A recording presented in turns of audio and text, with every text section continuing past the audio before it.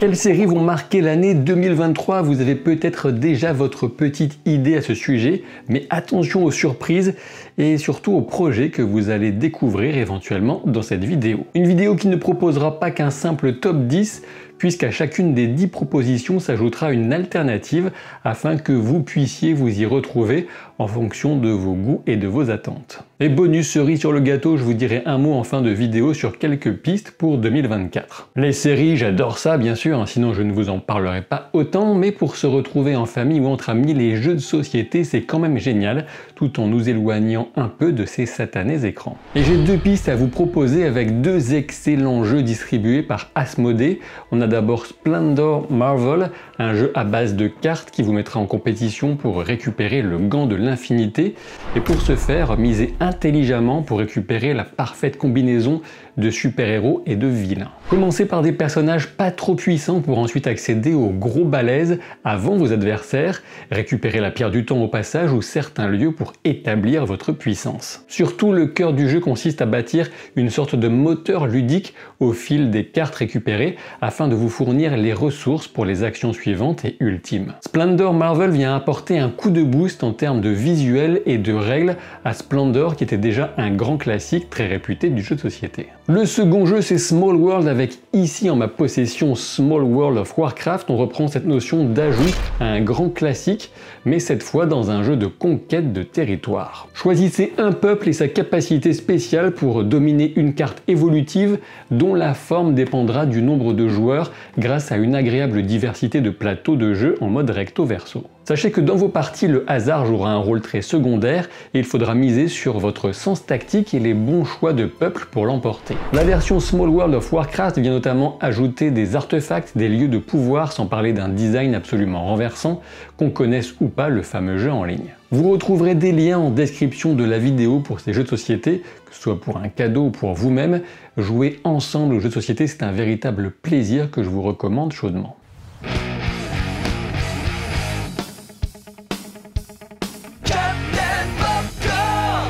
La sélection de séries se fera plus ou moins par date de sortie pour vous aider à vous préparer votre petit programme de 2023, sachant qu'on n'a que des estimations pour la plupart d'entre elles. On commence avec The Last of Us, l'adaptation du célèbre jeu vidéo à la narration très forte, série qui arrive à partir du 15 janvier sur HBO, sachant que la mauvaise blague, au moment de publier cette vidéo du moins, c'est qu'on ne sait toujours pas où et quand la série sera diffusée en France. En effet, l'accord entre HBO et OCS prend fin, et sur la période de transition de 2023, il semblerait que ce soit Prime Video qui récupère certaines sorties pour la France, mais rien n'est encore officiel pour The Last of Us. Je parle de transition car c'est en 2024 que le service HBO Max devrait arriver sur le marché français, encore une plateforme supplémentaire, oui je sais bien. Mais revenons à l'essentiel, à savoir la série. Les showrunners sont Craig Mazin et Neil Druckmann. Le premier est surtout connu pour être le scénariste de Scary Movie 4 et accessoirement le showrunner de la mini-série Tchernobyl. Quant au second, il est coprésident d'un petit studio de jeux vidéo sans envergure,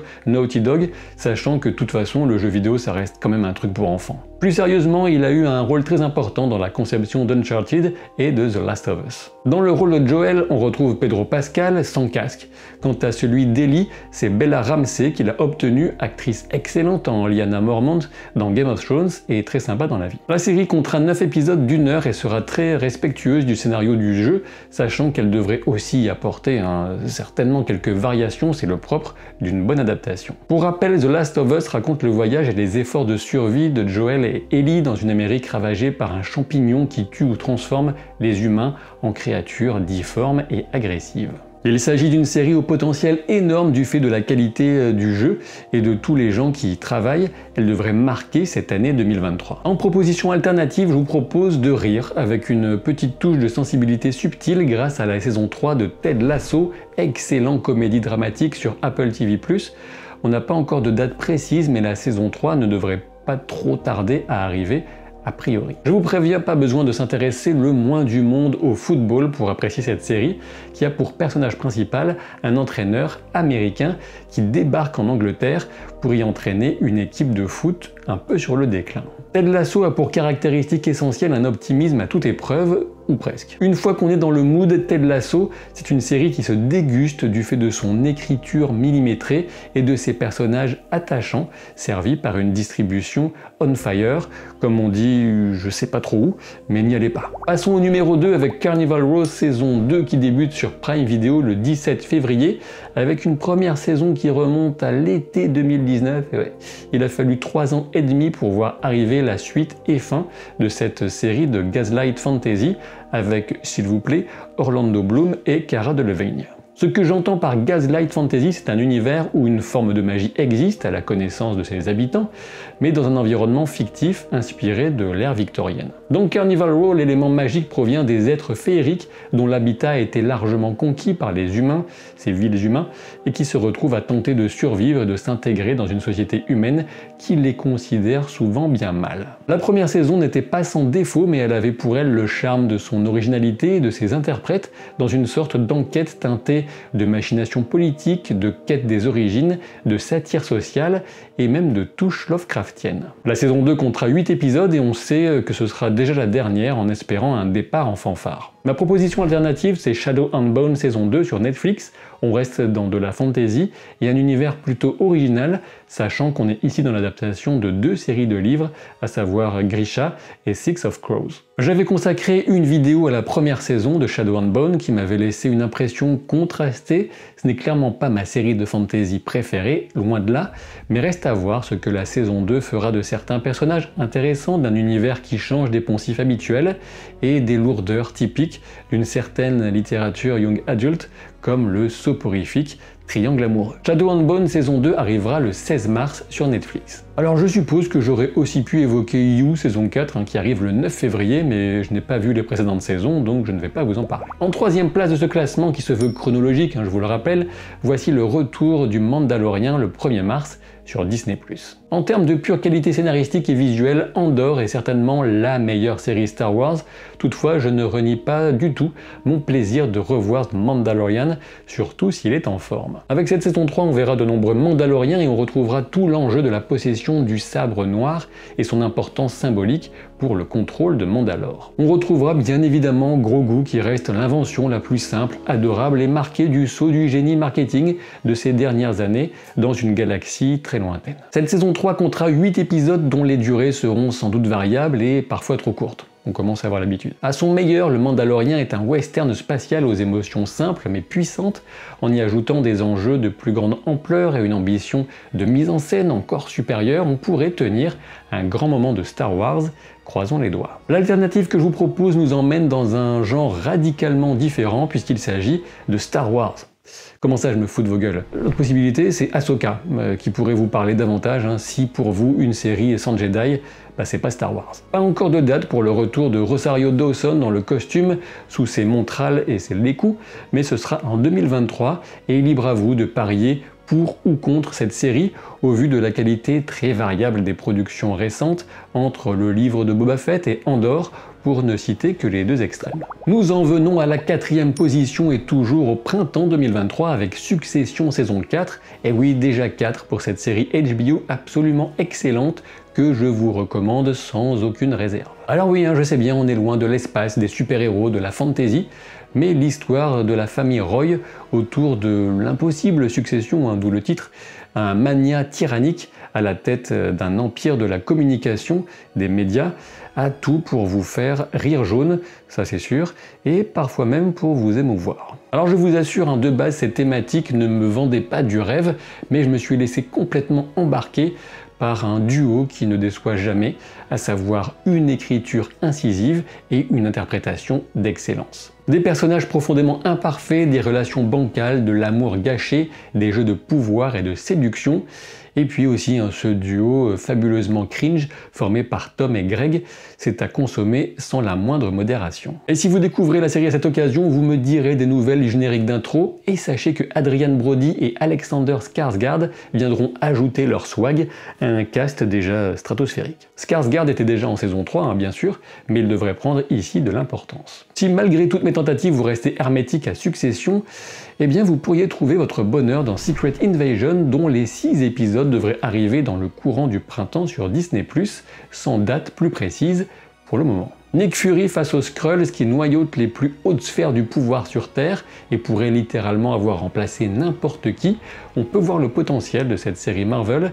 qui doit redresser la barre après la dérive de Hawkeye et She-Hulk notamment, sans parler de Thor 4, sinon je vais devenir tout rouge, ça va être moche. Avec Emilia Clarke, Olivia Colman, Ben Mendelsohn, Kingsley Ben-Adir et bien sûr Samuel L. Jackson, la série bénéficie d'un cast super qualitatif, espérons que le scénario et l'action soient au niveau.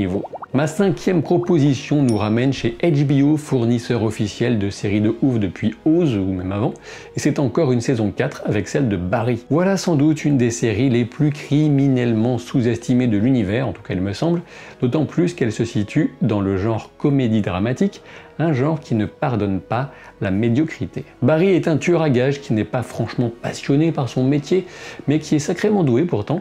Un jour il découvre le théâtre, mais il pense avoir enfin trouvé sa véritable vocation. Bill Hader, Stephen Root, Sarah Goldberg et même Henry Winkler, s'il vous plaît, un Fonzie en personne, et oui, tous ces gens ils vont vous embarquer avec eux dans un drôle de périple d'humour noir à l'équilibre parfait entre grosses rigolades et tragédies improbables. Si vous suivez déjà la série et vous avez raison, vous savez que la saison 3 s'est terminée sur un événement essentiel et on se demande bien comment la saison 4 parviendra à rebondir, mais je n'ai aucun doute sur le fait qu'elle y parviendra avec brio. La série, entre autres thèmes, offre en saison 3 un portrait au vitriol de la création de séries et des plateformes de streaming, entre deux scènes de fusillade parfois intenses, parfois ridicules, ou les deux à la fois. Pas encore de date pour Barry saison 4, mais on peut l'espérer pour le printemps. Mon alternative apporte enfin un peu de sang neuf puisqu'on est sur une création originale avec Mrs. Davis, dont le pitch se résume pour l'instant à l'action d'une bonne sœur, et oui carrément,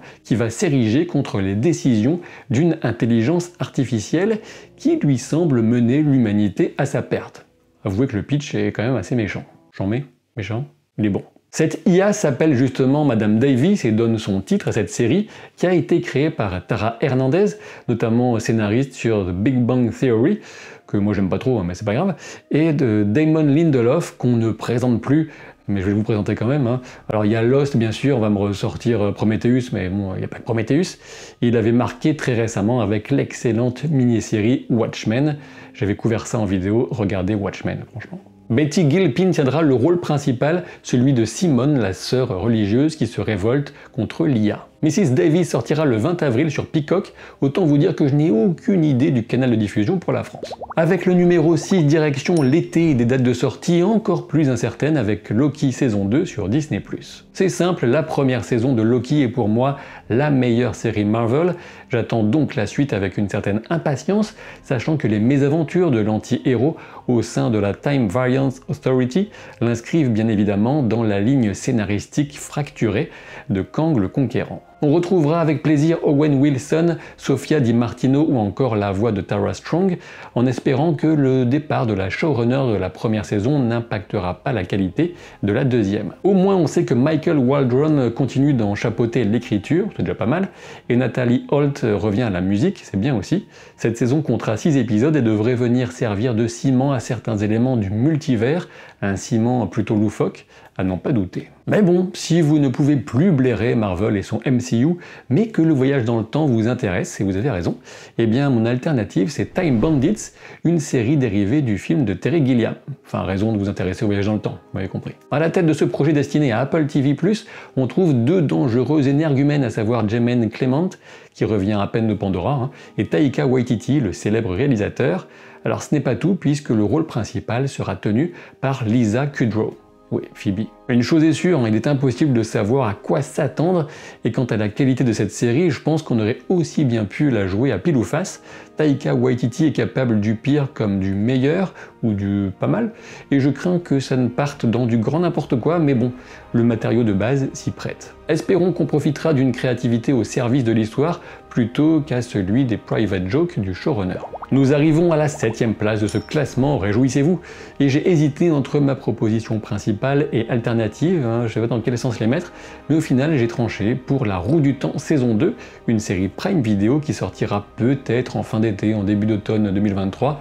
Allez savoir, on n'a aucune certitude. Alors allez-y, hurlez, vitupérez autant que vous voulez, je sais que la première saison de La Roue du Temps n'a pas fait l'unanimité, je sais qu'elle souffrait de divers défauts, mais personnellement je continue de la trouver bien meilleure que certains ne l'affirment, notamment avec certains passages et personnages qui étaient très réussis. Voilà pourquoi je suis extrêmement curieux de voir la saison 2 pour l'adaptation d'une saga littéraire largement moins connue en France qu'aux États-Unis, où c'est un phénomène. Ayant lu The Wheel of Time, La Roue du Temps, et connaissant le potentiel épique qui s'y cache, je continue de croire que la série peut offrir de grands moments de fantasy à la télévision. L'alternative, c'est donc la saison 3 de The Witcher, ce qui vous permet sans doute maintenant de mieux comprendre mon hésitation entre place principale et alternative.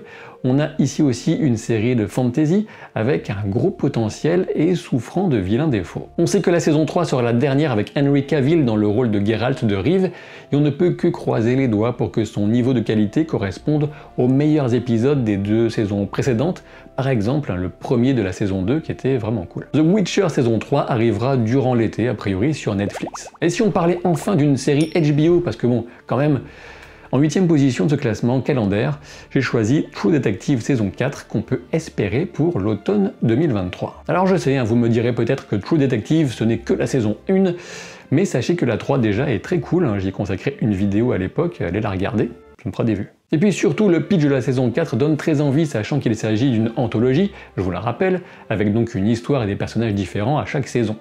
Le principe d'une anthologie. La saison nocturne tombe sur l'Alaska et les 8 hommes qui opèrent une station de recherche arctique disparaissent sans laisser de traces. Et pour élucider l'affaire, on envoie qui?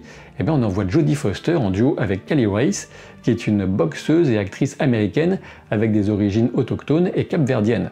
Enfin, les deux vont jouer des rôles, ne joueront pas elles-mêmes, Jodie Foster et Callie Rice. Si j'ajoute à l'équation Christopher Eccleston de The Leftovers ou encore Fiona Shaw d'Andor, eh bien vous devriez déjà avoir la bave aux lèvres, bande de petits chenapans, en vous demandant pourquoi la sortie de la série est encore si loin, sachant qu'on ne sait pas encore quel sera le diffuseur français. Toujours pas. L'alternative proposée se situe dans un registre extrêmement différent, puisqu'il s'agit de la 2e saison de la série d'animation Invincible. Il s'agit de l'adaptation du comics éponyme de Kirkman, Walker et Otley, dont la première saison fait partie, pour moi, des incontournables du catalogue de Prime Video. Invincible va tenter d'appliquer d'une manière plus ou moins réaliste les effets de combat de super-héros sur Terre, sur ses habitants, sa société et ses infrastructures, tout en traitant aussi de la vie personnelle des fameux super en question. Et le résultat est assez sanglant. En effet, c'est de l'animation pour adultes, car très violente, mais j'aime autant la série que la BD, sachant même que l'adaptation vient apporter quelques petites améliorations au scénario d'origine. Et bien sûr, vous vous en doutez, on n'a pas encore de date pour cette saison 2 d'Invincible, mais bon, l'automne, ça me semble un pari intéressant. L'avant-dernière place, oui déjà, mais autant rester dans la violence super-héroïque, avec The Boys saison 4, sur Prime Video toujours. Alors pas sûr à 100% que la série sorte en 2023, mais bon, je parierai quand même sur la fin 2023 pour une saison qui aura la très lourde tâche de succéder à la saison 3 de The Boys, qui était jusqu'à présent la meilleure de cette série, qui va élever le trash et le coup de théâtre aussi en art de vivre. Autant la saison 2 m'avait laissé une impression mitigée, mais la 3e est une de mes meilleures expériences de visionnage de cette année 2022. Tout ça pour vous dire que bien sûr maintenant je suis remonté à bloc pour avoir la suite. Qu'est-ce que je peux vous dire de plus si ce n'est qu'on repousse toujours les limites, parfois celle du mauvais goût, on ne va pas se le cacher, mais souvent celle d'une forme de gore aussi, donc clairement ce n'est pas pour tout le monde, mais tout ça reste au service d'une critique du capitalisme à outrance, des fake news, des mouvements d'extrême droite. Assez drôle sans doute de critiquer les méga corpos depuis Prime Video, j'en conviens, mais bon, notre société n'en est plus à un paradoxe près. Nous vivons dans une saucisse. L'alternative que je vous propose sera nettement plus sage, mais peut-être pas dénuée d'un certain charme, avec Iron Heart, la série Marvel sur Disney+, bien sûr, qui suivra Riri Williams, personnage introduit dans Wakanda Forever. La géniale inventrice pourra compter sur son armure et surtout sur son intelligence hors norme, sachant qu'on pourrait sans doute y voir poser les bases du prochain film Captain America, ou encore de Armor Wars. Et si on parlait un peu de science-fiction pour venir clore ce classement avec Dune Sisterhood, ou Dune Sisterhood si vous préférez, une série HBO Max qui s'inscrit en spin-off du film Dune, dont la partie 2 sortira début novembre. On peut supposer que la série profitera de l'attraction du film pour débuter aux alentours de cette même date ou, au pire, début 2024. Je parle de spin-off, mais bon, il s'agit plutôt d'une préquelle de l'univers étendu en quelque sorte, puisqu'on se situera 10 000 ans avant Paul Atreides, avec les événements menant à la création de la sororité des Bene Gesserit.